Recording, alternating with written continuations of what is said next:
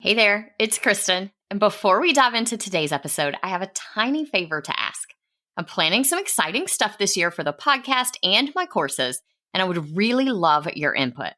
I put together a super quick survey. It's mostly multiple choice and shouldn't take you more than a few minutes. Your feedback will directly shape the content I create this year, so I can make sure it's exactly what you need to thrive in your business without the hustle. Because I know your time is precious, everyone who completes the survey gets entered into a giveaway where 2 lucky winners will get a $50 gift card to Amazon or Target, your choice. It's just a little thank you for helping me make this year on the show the best yet.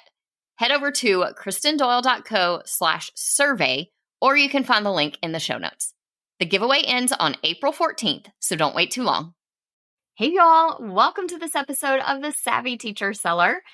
I'm your host, Kristen Doyle, and today we are tackling a topic that most of us don't spend a lot of time talking about in public circles. You know how some days you feel like Superwoman, like you can do all the things, and then a few days later, just getting out of bed takes all the energy you can muster, and you feel like you can't get anything done in your business. It can leave you wondering if you can ever be consistent enough to really grow a successful business. And you know, I am all about ditching the hustle and building a sustainable business that doesn't burn you out. And our guest today is here to help. Tiffany Souhrada is a productivity mentor, tech strategist, and certified period coach. Yes, that is a thing. Who is on a mission to tackle the taboo and bring more flow into our lives as entrepreneurs. After she experienced burnout in her own business, trying to hustle her way to success, Tiffany found a new way of working within the natural ebbs and flows of her cycle. And now she works with other female entrepreneurs to help them do the same thing. Tiffany helps her clients channel the strengths of each phase of their cycle and embrace the consistency that technology and automation can bring to their business. Hey, TPT sellers, ready to see growth in your business? You're in the right place. Welcome to the Savvy Teacher Seller. I'm Kristen Doyle, and I'm here to give you no-fluff tools and strategies that will really make an impact on your sales. Let's get started, y'all.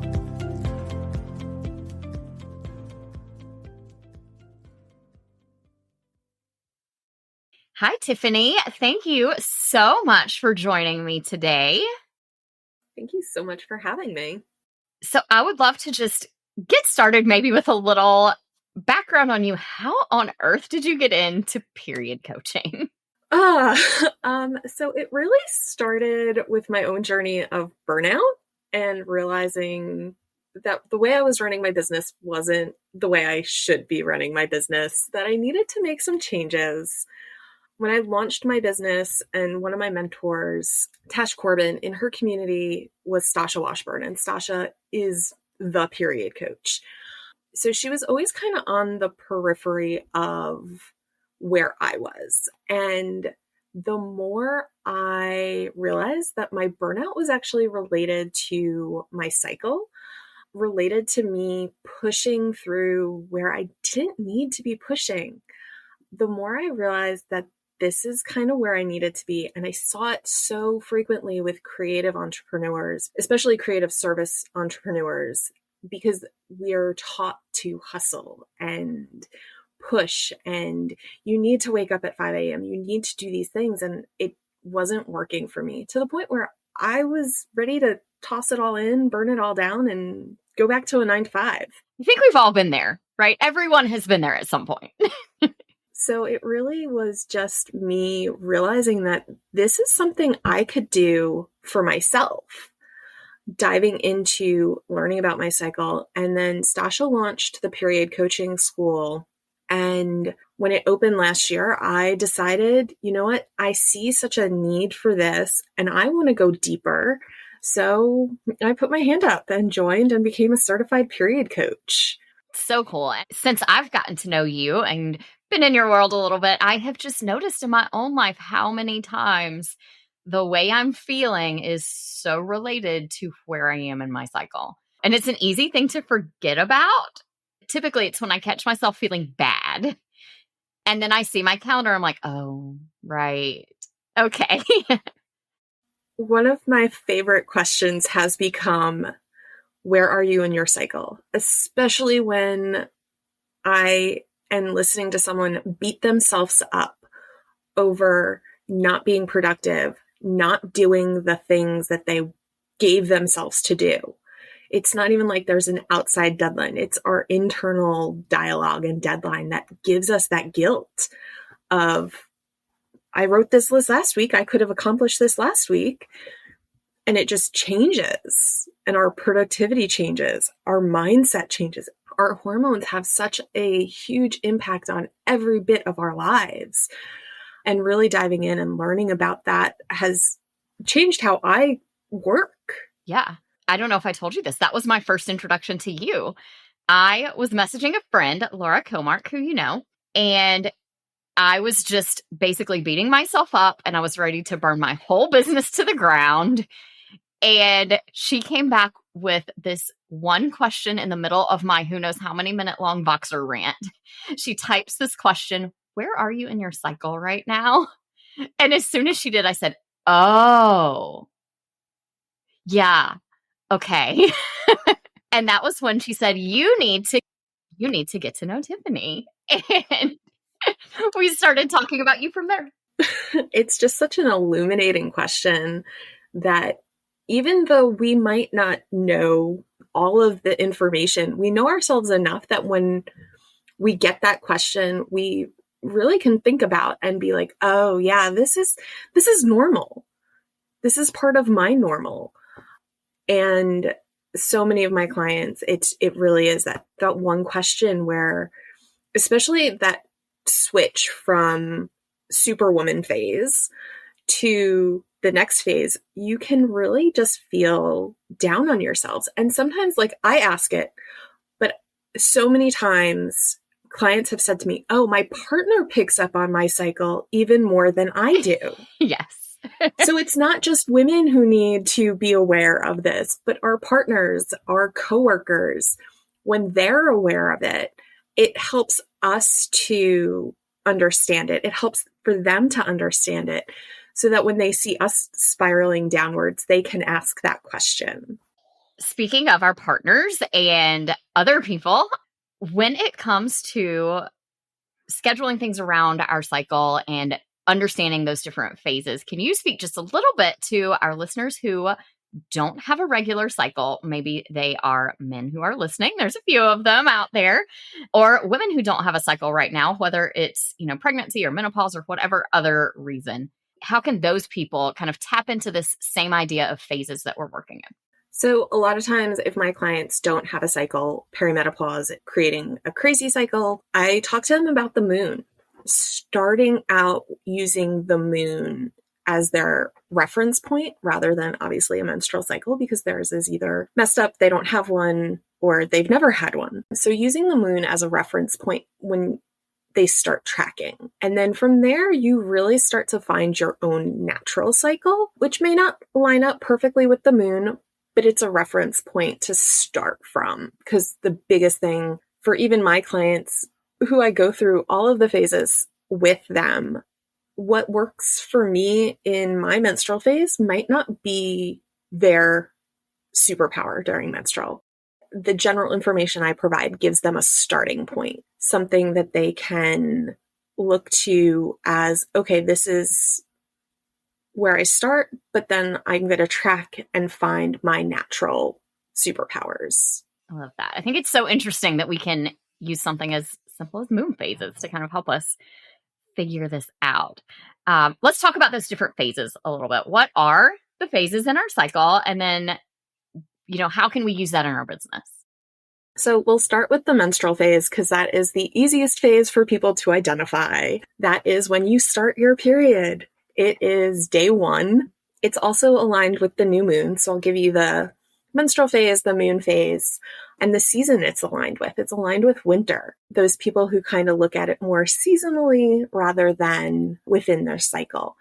And it's really a great time for big picture thinking. It's a great time to declutter and release things.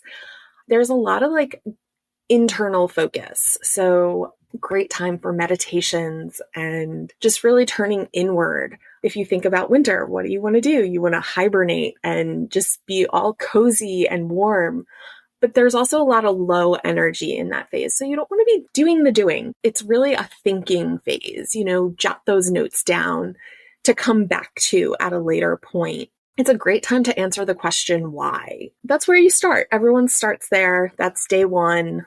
From menstrual, we go into the follicular phase. And this is spring or your waxing moon. For most people, your menstrual cycle hits about, 5 to 7 days. And once you stop bleeding, that's when you're in that follicular. But you may notice that energy, because it's not black and white, it's not like, oh, here's the end of menstrual, I'm going to start follicular. You're going to feel that energy start to change. Usually around day 5 to 7 for follicular. This is where you want to start creating those to-do lists, that planning, create the content. It's a creative space. You're starting to look outward. It's that springtime, budding energy. You're focused on how. So that menstrual phase, you focused on why. Now you want to focus on how to accomplish those big picture plans that you've come up with. So it really is the planning and the lists. From there, we go into ovulation. Ovulation is exactly what it sounds like. It's when your body is ready to release the egg. It is the shortest period of time in your cycle, typically around day 14, right in the smack middle of the cycle. And this is your doing phase. This is where you are at peak energy. So I call it the superwoman phase. And this is where a lot of people get caught because they can burn the candle at both ends. They can do all of the things during this phase. It's your peak verbal skills. So recording that podcast or, doing those Facebook Lives during ovulation is really that peak time to do it. It's also the peak of your self-confidence. It is that phase where the clothes fit good. Everything feels good in your body. I tell you, I tried to batch record podcasts yesterday. I was not in the right space for that. It was so hard to get started. I got it done, but it was so hard to get going. And hearing you say, I was doing that in the wrong season, the wrong week to be trying to crank out a bunch of content creation for sure. Yeah, this is that full moon phase. I mean, the little bit of craziness, that summer season is a great time for those tough conversations. Because I work with clients not just through their menstrual cycle, but with some of the tech that can support their cycle. This is a great time to create those templates in your Gmail for, what to send when accounts are overdue or what to send when there could be that conflict. Think it through, create the template. Here's where you have that compassion yet strength to create those types of templates. From ovulation, you're going to head into your luteal phase, and this is where your hormones start to decrease. So this is that autumn type phase, the waning moon. You're really going to start to feel that decline in energy. A lot of women actually will get a second wind during this phase, so they can do some of the doing. But for the most part, it's lower energy. It's not quite as high as that ovulation peak. This is a great time to ask that what question to review and evaluate what's happened. Some of my clients, we don't do monthly planning or review at the start of the month. We do it when they're in their luteal phase. It's a great time to kind of collect that data and look back at it. Yeah. I was just thinking as TPT sellers, we need to about once a month take a look at our sales data. What is it telling us about our products? Start making plans for what kind of changes we need to make. It sounds like that would be the perfect time to do that. Yeah. And you don't have to do it at the first of the month. You can do it when it fits your cycle. Even if you want to collect the data so that your data fits nicely in the calendar, you can collect that data. You can export it into a format that you can then go back to review. Just because you've collected the information doesn't mean you have to review it when you collect it. I also tell my clients this is not the time to go shopping.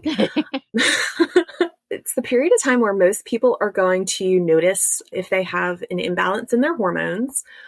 There could be some of that self-confidence. This is most likely the time that entrepreneurs are going to have I want to just burn it all down and walk away. This is the phase where it's most likely to show up. And that is basically the four primary phases of the cycle. When I talk with clients, I also include what I call the deep luteal phase.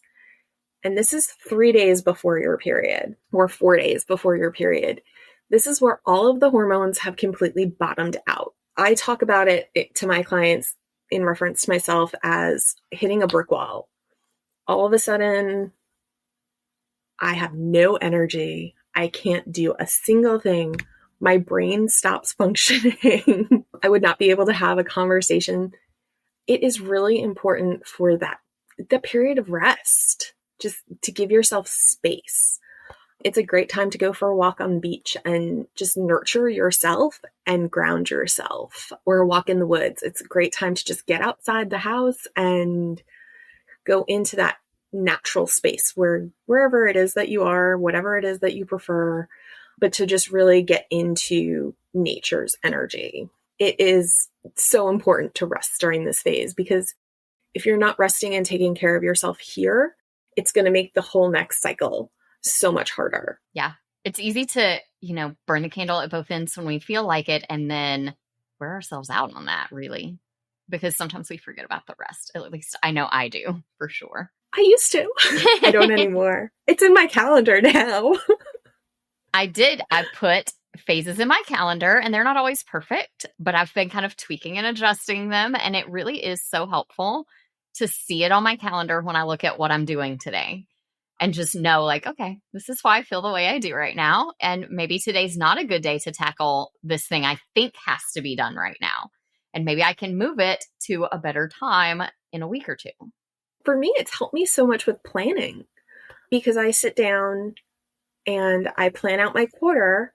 And when I plan when I'm going to do something, again, having it in my calendar, I can look and be like, okay, so this is the ovulation phase. I know I'm going to have energy to do stuff, but I can't jam pack my calendar. Ovulation, I can jam pack. I can create all of that, both ends. It's peak verbal. Like, if I'm going to run a masterclass, I'm going to run it during my ovulation phase. Most of the time, I schedule podcast interviews during that phase. This time, not so much. I know where I'm at. So I knew, like, for today, creating a schedule that gave me space, so that after I have space to regenerate my energy, because I'm pulling some of that extra energy for an interview, or even if you're doing something, a presentation where you might not have control over the timing of it. The awareness of your cycle and how much energy you have at that point is so useful. I love that. It's so helpful to just, like you said, just be aware so that you can plan things the right way and give yourself space when you need it and work harder when you can. I know one big thing for me has been kind of breaking away from the calendar a little bit and instead focusing more on phases. A month or so ago, I looked, and all the productive days, it was like Friday, Saturday, Sunday. And then the I need rest days were right in the middle of the week. And I thought, well, great. This is going to be a waste this whole month. But no, we work for ourselves. So we really can choose to work on a Saturday because I'm feeling productive today, and take a nap on a Wednesday because I'm exhausted and it's that time. And I get that not everyone has that flexibility, but for entrepreneurs, it really does give you the flexibility of really working in flow. And if you don't have that flexibility, just that awareness, so that you can kind of make sure, okay, I need to be on at work, but when I get home, I'm not planning to go out to dinner. I'm not planning these extra things. I'm going to make sure that I have food in the freezer to just pull out and make dinner for everybody. My listeners are side hustle entrepreneurs. So they are working, they're teaching full time during the day, which means you don't have a choice. You have to go and be on during the day. But that probably means they need to pick and choose which nights they're going to work on their business and which nights they're going to just hang out on the couch and rest or do things with their kids or whatever, as opposed to trying to be productive and get work done in a phase where that feels so hard. Yeah. And that's what leads to burnout, Yeah. is that pushing through in the, let's say, wrong time is pushing through. If you have the energy, especially luteal phase, because it is such a long part of our cycle, and you may experience that second wind, giving yourself the space to make the decision of, okay, I only want to produce one thing during this cycle, during this phase of my cycle. And when I have that extra bit of energy, if I get two things done, great, but the focus is one. And definitely looking ahead would help just plan out when we're going to do different things. Because I know for all of us, different things feel easy versus hard. For me, creating new TPT products, updating TPT products, those things feel easy to me. But creating like the social media content and the emails and the marketing stuff feels a lot harder for me. So what I choose to do during different phases definitely needs to reflect that. Yeah. And that's kind of where like a lot of my clients, where they bridge between my period coaching and my tech strategy work, is the using the technology to kind of give that consistent look versus the actual constant doing. I love tech and automation, and I'm sure you do too, where I can schedule my social media content when I'm in ovulation and the brain is firing on all four cylinders and everything is just working together. And then I don't have to worry about it till the next ovulation cycle. I can, tweak and change as needed throughout the cycle, but for the most part, it's done. I don't have to think about it again. And the same thing goes for newsletters. I use Liz Wilcox templates, and I go in, I draft them out, and then the week that they go out, I just go in and tweak. And sometimes I don't even do that. It's whatever I wrote at that point is good enough. Let's just send it out. Let's, be consistent. And it is just that balance of showing up when I can and how I can, but using tech and automation to support my business when I can't show up. Definitely. It helps so much to be able to plan things out and schedule them ahead of time, for sure. This has been such a good conversation. For people who are maybe just starting to think about this, what would you say is the first step toward working within your flow in your business? The very first thing is to start tracking. That is where I start with all my clients, is let's track. One, figuring out where you are in your cycle, because a lot of women don't know. They know when they bleed, but they don't know when they ovulate. They don't know all of the phases of their cycle. We're so used to dismissing our body that they don't know where they are. So that's the first thing I tell clients is let's track. Let's see where you're at, but also tracking, kind of like you said, what are the things that are easy all the time? What are the things that are easy when? And just really starting to learn to understand and trust ourselves. So I start every client with tracking. That is the number one thing, is let's take this general picture and see, okay, we're going to use this as the basis, but let's then take it and filter in on you individually, because what works for me in my cycle might not work for you in your cycle. It's different for everybody. Yeah, absolutely. And you have a freebie on your website that helps with that, right? Yes, my Phases and Flow free opt-in, and it gives you the basics of the phases as I outlined earlier, but also a tracking sheet to just really kind of start tracking. What did you do today? What phase are you in? Was it easy or hard? You don't have to go any deeper than that. It's all about how it feels. Did this feel good or did this feel not good today? So eye-opening to start paying attention to that. And instead of just thinking like, oh, this feels hard because I just don't like it, thinking about maybe this would feel easier at a different time. That's the goal, is to be able to plan it where it feels easy. There's going to be things that you just don't like doing, but there's going to be phases where it feels easier than other phases. For me, it helped a lot with procrastination. I realized I procrastinated on doing my newsletters because I didn't have the words. And if I didn't have the words, I couldn't put them into the newsletter. But once I realized doing it during my ovulation phase gave me the words. I embraced that superpower. Mm-hmm. I don't know how many times lately I've told friends, like, I have this thing to do and I don't know why, but I can't start. And then just realizing later, oh, well, here's why I couldn't start. I just didn't have the energy for that at that time. And I needed to just wait a little bit and do it on a day when I did have the energy. And it really does come down to, energy management, time management, and understanding where you're starting from with energy. If you're starting from a full battery, you have more energy to give the day. If you're in that deep luteal phase where it's a low energy, you're starting without a whole lot.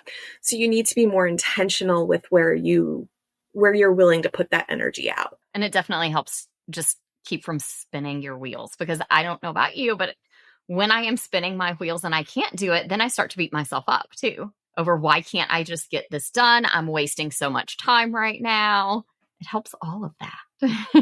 Like I said, the key question when I have clients that come in with that guilt is, where are you in your cycle? So definitely the place to start is with tracking, and we'll put the link for that freebie in the show notes so everybody can get to that. Thank you again so much for being here and talking through all of this with us today. Can you tell everybody where they can connect with you and learn more? Getting on my newsletter is a great place to start. And if you sign up for that freebie, you are added to my list. And then Facebook and Instagram at Tiffany Marie Studio. I would love to connect with you there. Awesome. Thank you so much for being here, Tiffany. Thank you so much for having me. That's it for today's episode of The Savvy Teacher Seller. I hope this conversation with Tiffany has given you some ideas about some new ways to structure the tasks you're doing within your business, to embrace some automations and tech tools to help you get through the seasons you aren't really in the mood to do any work, and to find more peaceful productivity by giving yourself grace and space in those phases where we are not feeling as productive. If you want to connect with Tiffany, you can find all of her links in the show notes for this episode, along with the link for that free phases tracker that will help you remember what we talked about in this episode and also track how you're feeling and what tasks are feeling good to you at different parts of your cycle every month. Talk to you soon, friends. I hope you enjoyed today's episode. If you did, please share it with another teacher seller who would also find it helpful. For more resources on growing your TPT business, head to kristendoyle.co/TPT. Talk to you soon.